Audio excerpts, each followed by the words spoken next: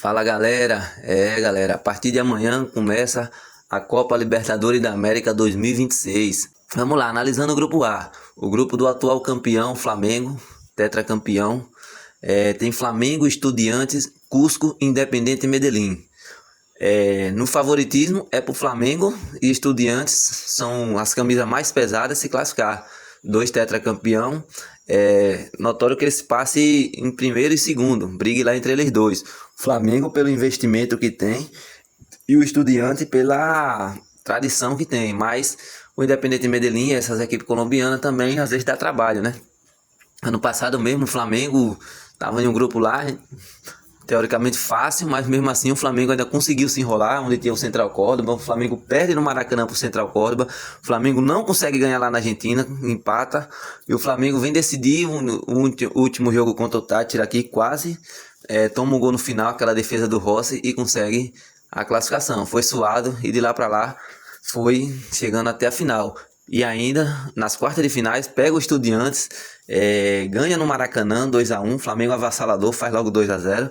Aí no final ainda toma um gol e no segundo jogo, lá na Argentina, toma 1-0. Aquele jogo ficou marcado pelos pênaltis em que Rossi pegou.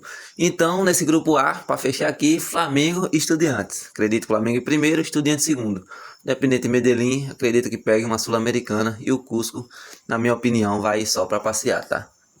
Grupo B, Nacional Universitário com Quibos Unidos e Deportivas Tolima. Esse grupo aí não tem brasileiro, mas na minha análise aqui, acredito que o Nacional passe, para passar em primeiro. Fez alguns investimentos, tem o Max Silveira, que saiu do Penharol, foi pro Nacional, tá? Isso gerou uma polêmica lá. E aí vai ficar lá, a briga pela segunda posição, que eu acredito que fica entre o Universitário e o Deportes Tolima. Eles vão brigar para quem vai ficar com essa segunda vaga. Grupo C, grupo do Fluminense. Analisando esse grupo, Fluminense, Bolívar, Deportivo Laguaira, Independente e Rivadavia. O Fluminense, na minha opinião, o Fluminense passa em primeiro, é a minha análise, e aí briga para passar em segundo o Rivadavia e o Bolívia, mas eu acredito que passa o Rivadavia, tá? O Rivadavia tem dois jogadores bons, tem aqui o Sebastião Villa, que jogou muito tempo no Boca Juniors, e tem o Assi, atacante, que às vezes é até convocado pela seleção paraguaia, jogava na LDU, e tem uma equipezinha mais qualificada que é o Bolívar. O Bolívar a gente sabe que lá na altitude ele vai somar pontos, tá? Então dá pro Fluminense passar em primeiro e eles dois lá brigam para ver quem passa em segundo. E o Laguaira, acredito que não vai, equipe venezuelana não vai meter medo não. Grupo D, grupo do Boca. Boca, Cruzeiro, Universidade Católica e Barcelona. É o grupo da morte. Não só eu acho, como vários outros jornalistas já analisaram, já falou que o grupo da morte é esse grupo D. Vamos lá. Primeiro lugar vai brigar. Boca e Cruzeiro, acredito que briga. O Cruzeiro hoje em dia está um ponto de interrogação. O trabalho de Arthur Jorge estreou ganhando, mas também agora no fim de semana ele toma um 4-1 do São Paulo e o torcedor cruzeirense já ficou até com uma pulga ali atrás da orelha. O Boca vive a expectativa de Paulo Dybala depois da Copa do Mundo, tá? Essa expectativa é que o Paulo Dybala venha para reforçar o Boca, pois se vir, será uma contratação de peso, uma contratação que vai elevar o nível do Boca Juniors, sim. Então, acredito lá. Em primeiro, Boca e Cruzeiro vão brigar. Acredito que também ali pela terceira colocação, Barcelona e Universidade Católica também vai brigar, tá? O Barcelona eliminou 3 adversários até chegar a essa fase de grupo, inclusive eliminando o Botafogo e o Argentino Júnior, duas equipes em que o favorito não era o Barcelona, tá? Um clube que vem passando por crise financeira lá no Equador, mas vamos ver o que vai acontecer. Na minha opinião, é Boca e Cruzeiro passando. Grupo E, Penharol, Corinthians, Santa Fé e Platense. Corinthians acabou demitindo o Dorival. Corinthians, nos últimos anos, vem se enrolando nesses grupos assim de Libertadores, inclusive ano passado na Sul-Americana, onde se classificava 2, o Corinthians não conseguiu nem se classificar. Então vamos ver o que acontece aí, que tá para fechar com o Fernando Diniz, tá tudo encaminhado, falta alguns detalhes, tá?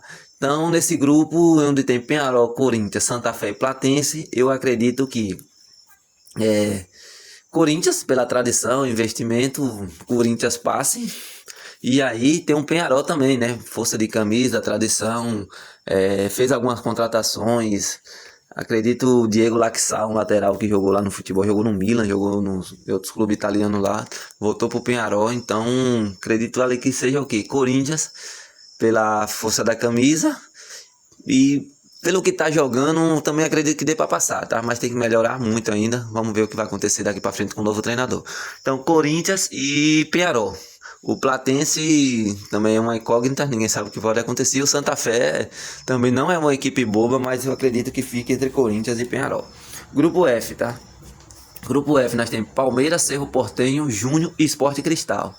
Palmeiras, acredito que o Palmeiras passe em primeiro, como vem acontecendo nos últimos anos. Vou dar uma análise também aqui. O Cerro Porteño praticamente nos últimos anos, vem caindo no grupo do Palmeiras. Então é um adversário que o Palmeiras já conhece, tá? O Júnior Barranquilla, onde tem o Luiz Muriel, contratação, Luiz Muriel, centroavante. Mas perdeu o motorzinho do clube ali, o enamorado, que agora tá no Grêmio, jogando no Grêmio. Então acredito que o Júnior fique um pouco abaixo do que estava no passado. E o Sport Cristal. O Sport Cristal tem vários brasileiros, entre eles o Felipe Viseu, tem o Gabriel, que jogava no Mirassol, a torcida do Flamengo e do Bahia conhece. E agora tem o Zé Ricardo, o treinador. Saiu o Paulo Tuori e entrou o Zé Ricardo. O Zé Ricardo passou pelo Vasco, já treinou o Flamengo e treinou o futebol lá asiático por um tempo. Então acredito que o Palmeiras passe em primeiro, né? E aí esses três equipes aí praticamente o mesmo nível. Acredito que o Júnior largue um pouquinho à frente, tá? Então essas três equipes vai brigar pela segunda posição. Então Palmeiras disparadamente vai se classificar nesse grupo. Tranquilo, em primeiro. Grupo G, LDU, Lanús, Always Red e Mirassol.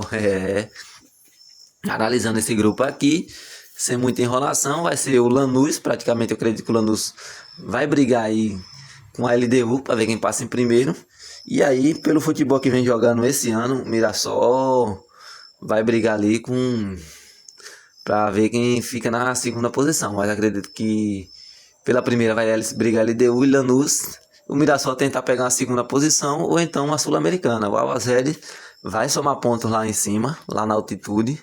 Uma das maiores altitudes é do Always Red, senão eu acredito que seja a maior. Mas acredito que não chegue a se classificar, tá? Acho que ele perde os jogos K contra qualquer uma dessas três equipes. O LDU tem ele, Davidson, olho nele.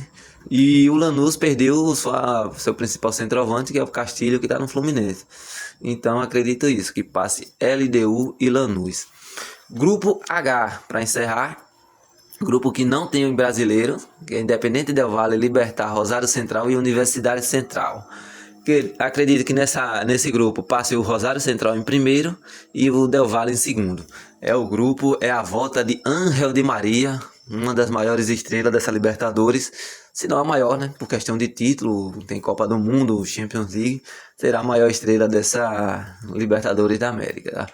Então vai ser uma honra ver o Di Maria de volta, disputar a Libertadores da América. E uma equipe do Rosário Central, que está até uma equipe bem montada, uma equipe que foi campeã no passado argentino. Então acredito que chegue forte para essa Libertadores, seja uma equipe que acredito que vai dar trabalho aos brasileiros se bater de frente. Então vai ser isso, Rosário Central em primeiro e Del Valle em segundo. Então, vamos ver o que acontece. Começa amanhã a Libertadores. Após a rodada de terça, quarta e quinta, na sexta-feira eu estarei postando mais um vídeo analisando a primeira rodada e fazendo projeções.